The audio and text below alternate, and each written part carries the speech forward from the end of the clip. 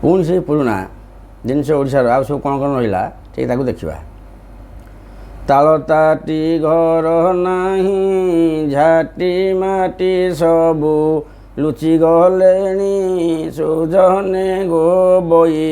ବାଡ଼ ପରା ଭାଙ୍ଗିଲାଣି ସୁଜନେ ଗୋ ଓଳିଆ ମରେଇ ଗଲା ଘୁମ କଥା ଭାଇ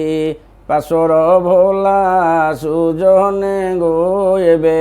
କି କାଳ ଆସି ହୋଇଲା ସୁଜନେ ଗୋ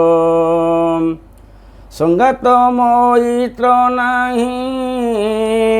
ସାତ ପୁରୀ ଡାକ ଗଲାଉ ଭାଇ ସୁଜନେ ଗୋ ଗଜା ମୁଗ ବଉଳ ତ ନାହିଁ ସୁଜନେ ଗୋ ଆସେ ମାଧୁର୍ଯ୍ୟ ଡାକ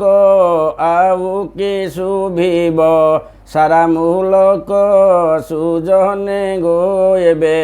ଫ୍ରେଣ୍ଡସିପ୍ କି ଦେଖ ସୁଜନେ ଗୋ ତାଳ ତାଟି ନାହିଁ ଝାଟି ମାଟି ଘର ସବୁ ଲୋପ ହେଇଗଲେଣି ବଇ ବାଡ଼ ବାଉଁଶରେ ବାଡ଼ ହେବ ମାଟି ନେଶା ହେବ ବଇ ବାଡ଼ ସେ ଆଉ ନାହିଁ ମରେଇ ନାହିଁ କୁଟାରେ ବନ୍ଧା ହେଇକି ଓଳିଆ ହେଇକି ଧାନ ଚାଉଳ ମୁଗ ବି ଦେଉଥିଲା ସାକୁ ଆଉ ଦେଖିବାକୁ ମିଳୁନି ଏସବୁ ସମୟ ସରିଯାଇଛି। ତାପରେ ଯେଉଁ ଆମର ସବୁ ସାଙ୍ଗସାଥି ହୁଅନ୍ତି ସେତେବେଳେ ଝିଅ ପିଲା ସବୁ ସାଙ୍ଗ ହୁଅନ୍ତି ସଙ୍ଗାତ ମୈତ୍ର ସାତପୁରୀ ସେ ଡକାରେ କହନ୍ତି ସାତପୁରୀ ସେ ଡାକ ଉଭେଇଗଲେଣି ଗଜାମୁଗ ବଉଳ ଏ ଡାକ ଆଉ ନାହିଁ। ସେ ଯେଉଁ ମାଧୁର୍ଯ୍ୟ ଡାକ ଶୁଗାଯାଉଥିଲା ତା'ର ଗୋଟେ ସବୁ ସ୍ୱତନ୍ତ୍ର ଥିଲା ସେ ଜିନିଷ ଆଉ ଏଇନେ ନାହିଁ ଏନେ ଖାଲି ଫ୍ରେଣ୍ଡସିପ୍ ଚାଲିଛି ଏ ସାଙ୍ଗ ସେ ସାଙ୍ଗ ଫ୍ରେଣ୍ଡସିପ୍ ଖାଲି ଇଂଲିଶରେ କଥାବାର୍ତ୍ତା ସବୁ ଚାଲିଛି ଆଉ ଓଡ଼ିଆ ତ ବର୍ତ୍ତମାନ ସମସ୍ତଙ୍କ ମୁଖରୁ ଆଉ ବିଶେଷ ଶୁଭୁନି ଓଡ଼ିଆ ଭାଷାକୁ କେହି ଆଉ ପସନ୍ଦ କରୁନାହାନ୍ତି ତେଣୁକରି ଏଇଟା ଭାରି ଦୁଃଖ କଥା ଇଏ